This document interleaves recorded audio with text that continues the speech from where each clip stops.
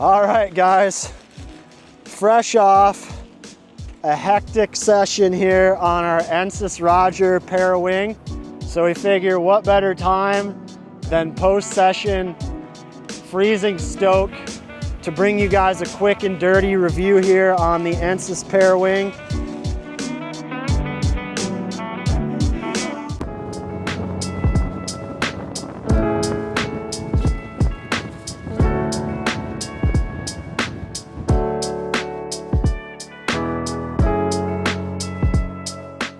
Because we just took it out in the worst of the worst.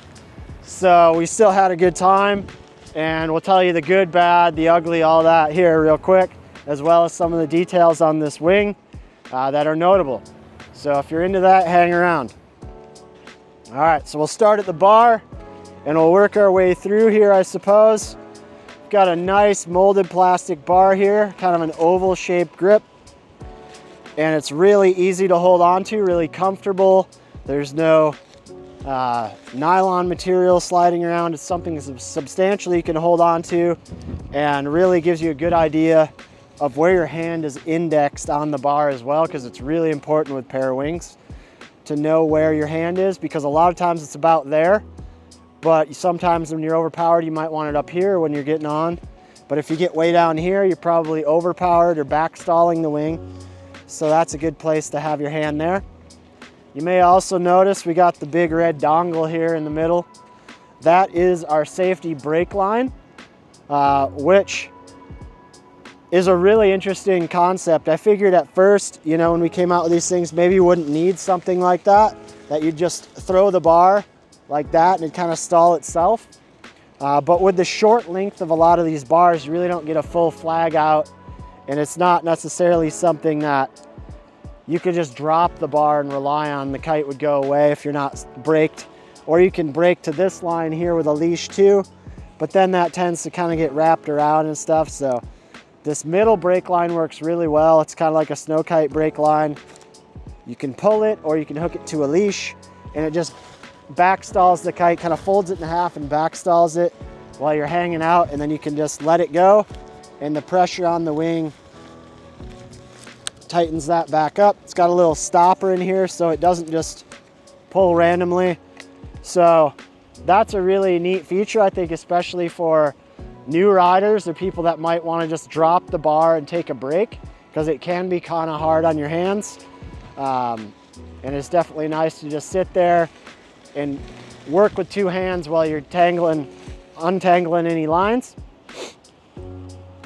So that's what those look like there. Next here, I'll show you something unique about the bridles here. They're very clean and fine, but the way they're terminated and tied together, they're all smooth. There's no loose bits.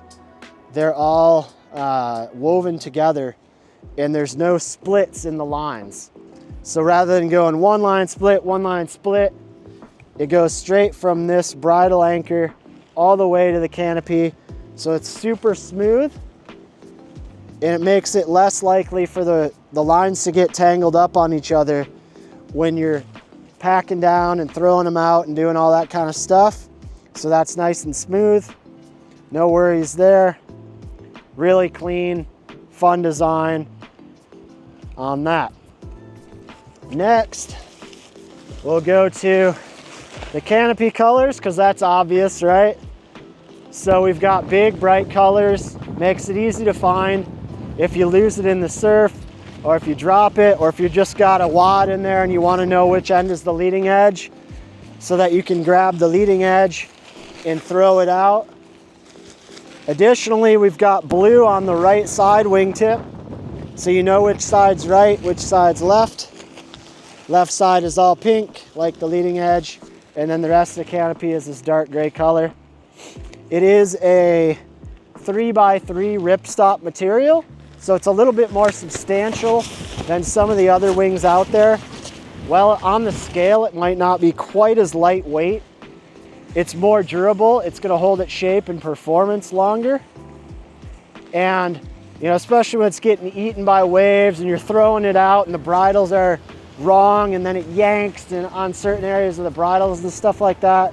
It's really important, I feel, to have a durable, stiff canopy so you can preserve that performance for the future, and so that, you know, when you're putting it through the ringer, it's really not, you know, losing anything or tearing or becoming just worn out really fast. So they did a great job picking a durable canopy, but also something that's light and easy to fly and easy to pack down. I mean, you can see this thing packs down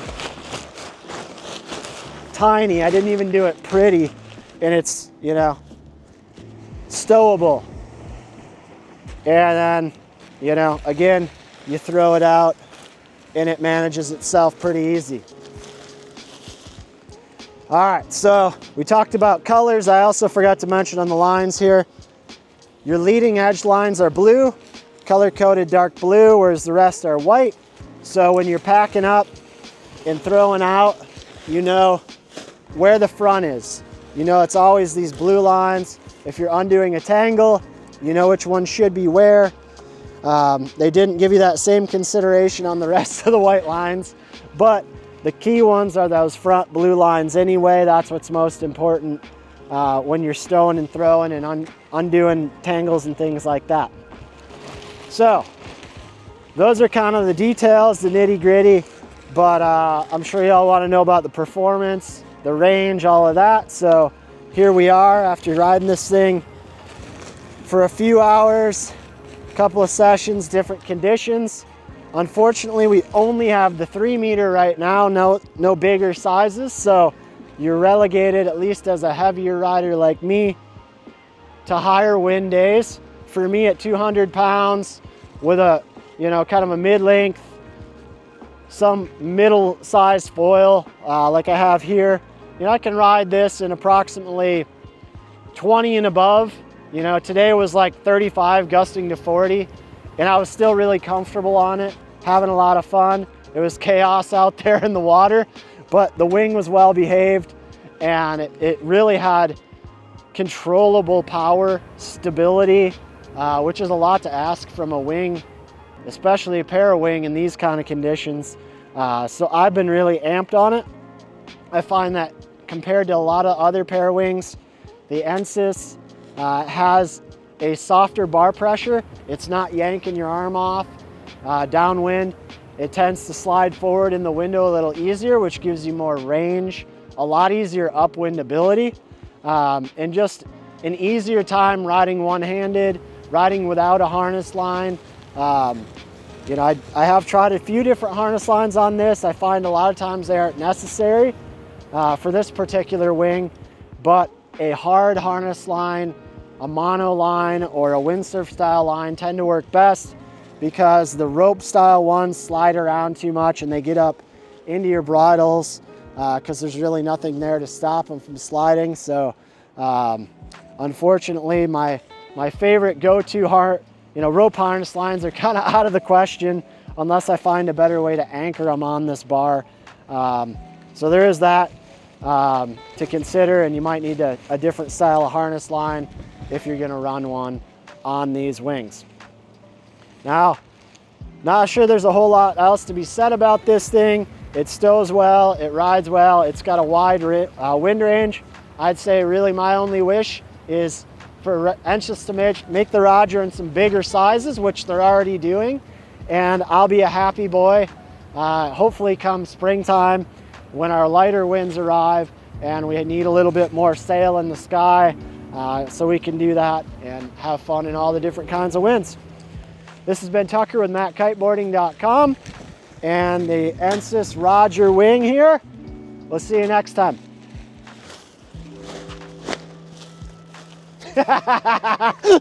Fail.